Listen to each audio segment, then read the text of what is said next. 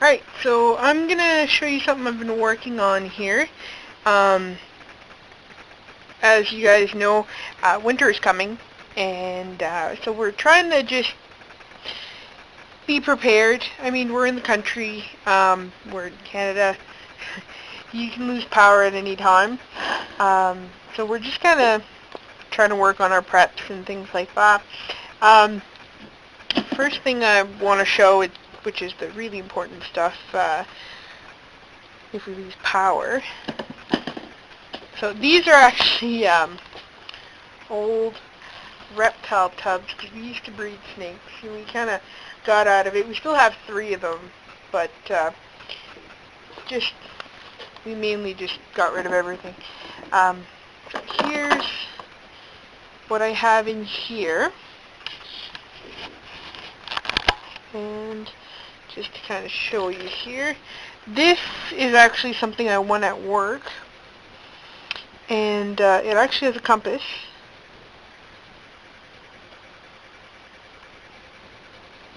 So north is actually this way.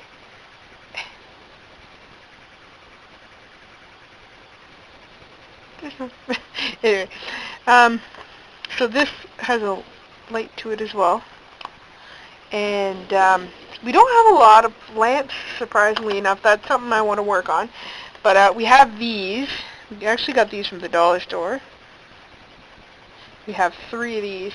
These are a godsend when it comes to going out to the barn, because they go in your head. So if anything happens that we lose power in the middle of February in a snowstorm and our goats are due to give birth, this will come in handy. So we have 3 of those in there. It is really, really dark out there anyway, so we use flashlights a lot. What I mainly use, if I can find it, right here.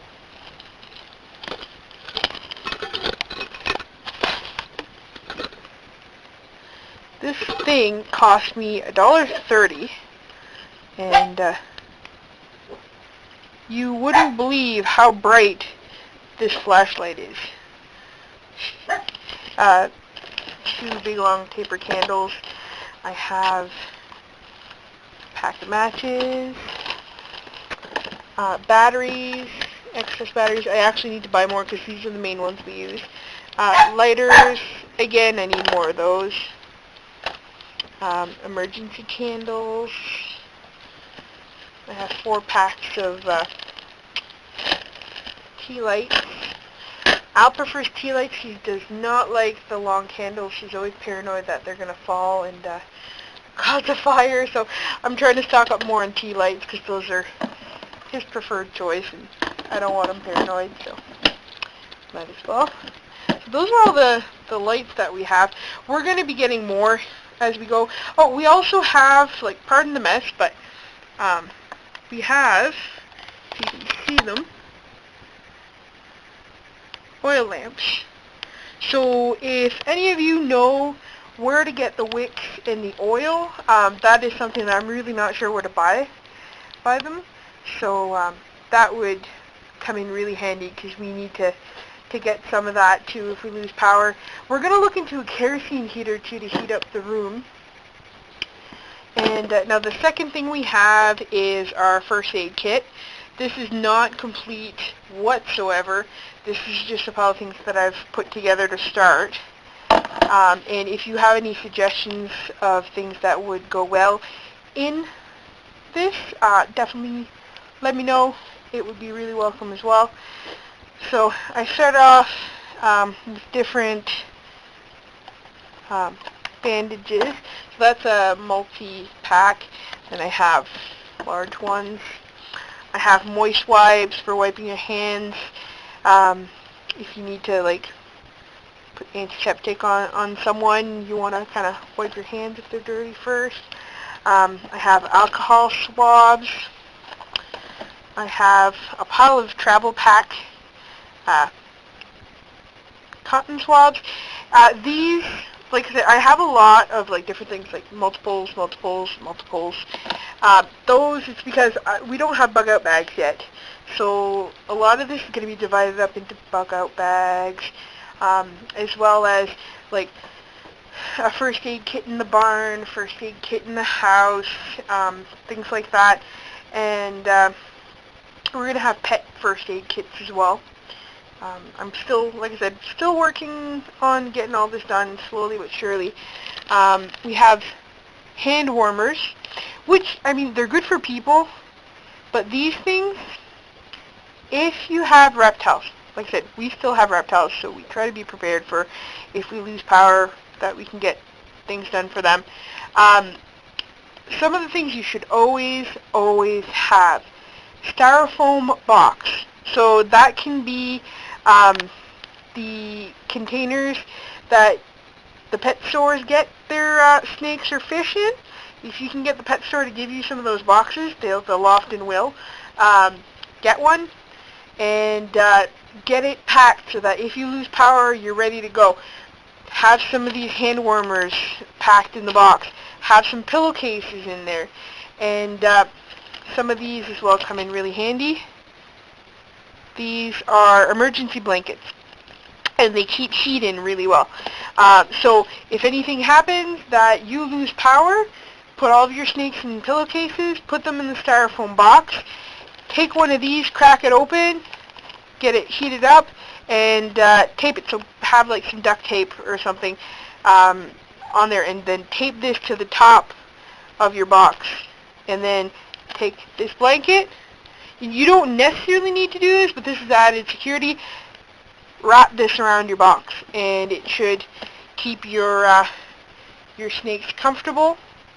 Another thing too, if you're going to have snakes, this is kind of why we picked the species that we did in the end.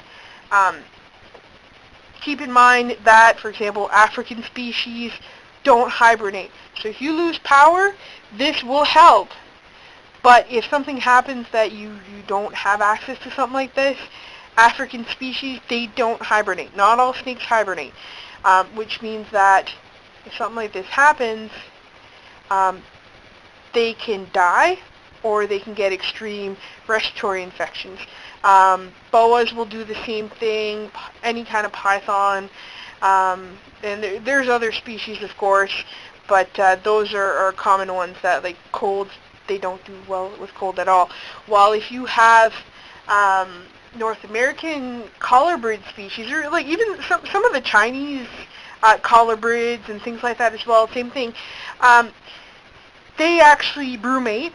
So if something happens that, you know, you're trying to go off grid and you want to keep your animals, and like you still want to have snakes, like I couldn't imagine not having at least, you know, one snake in the house. Well, go with a North American species like that, so that way you can keep your temperatures a little bit lower and brumate your snakes. You still have to make sure that your temperatures stay fairly stable, and that they don't get too cold. But I mean, that way there's still a chance that you can keep your snakes, and you can keep them properly by brumating them in winter, which is not the same thing. You still have to keep them a certain temperature. Like they can't go into sub-zero temperatures, which means you can't just stick them somewhere and freeze them. Obviously, do your research, but if you look into it, it would be a lot easier if you're able to brumate them and things like that. These electric emergency blankets.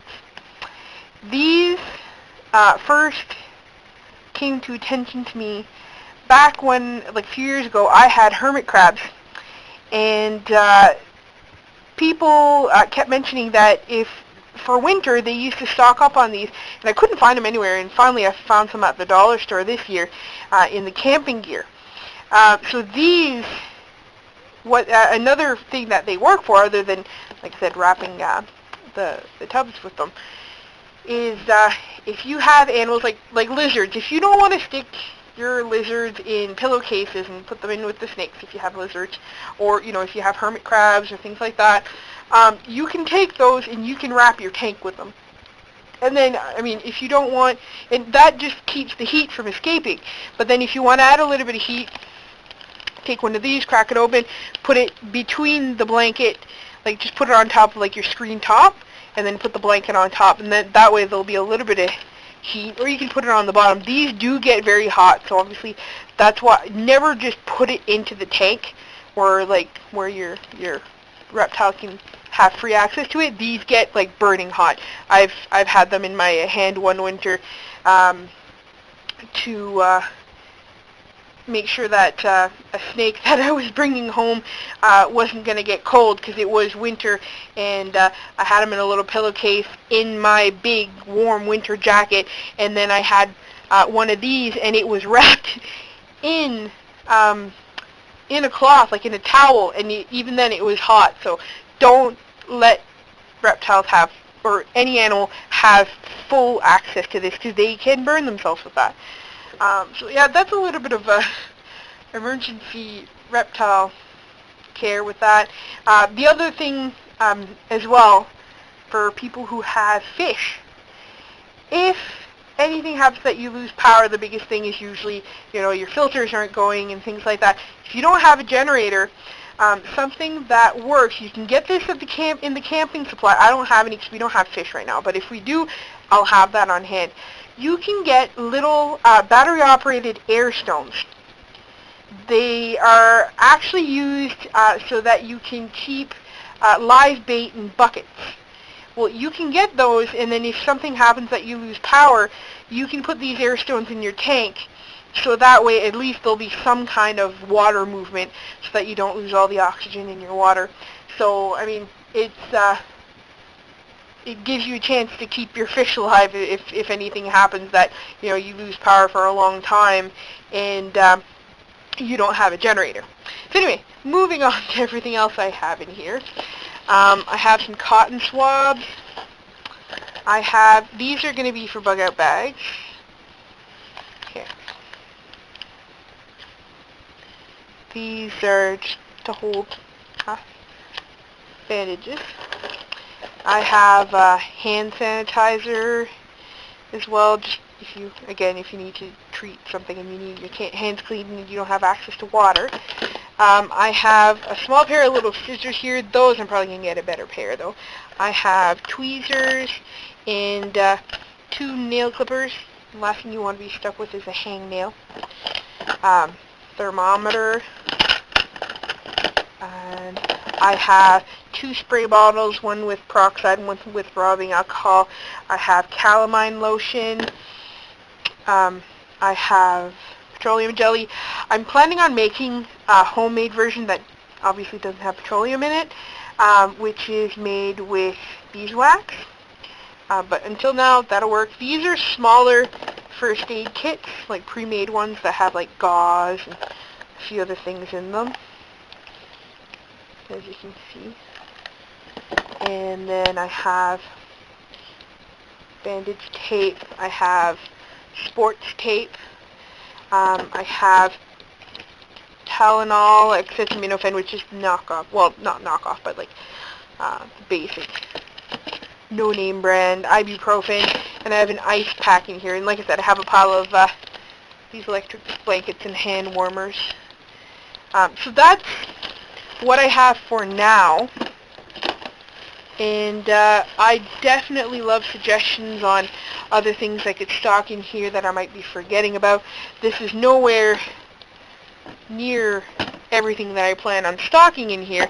And like I said, I have a few other things that I'm going to be putting in. So, like I said, alcohol, swabs, moist wipes, bandages. So definitely let me know what you think, and I would love suggestions on other things to have in my first aid kit. Obviously, we're new to prepping and making sure that we have everything prepared should anything happen. So I know I have a few friends who've been doing this for many years, and I would love to hear from you. All right? Thank you. Bye.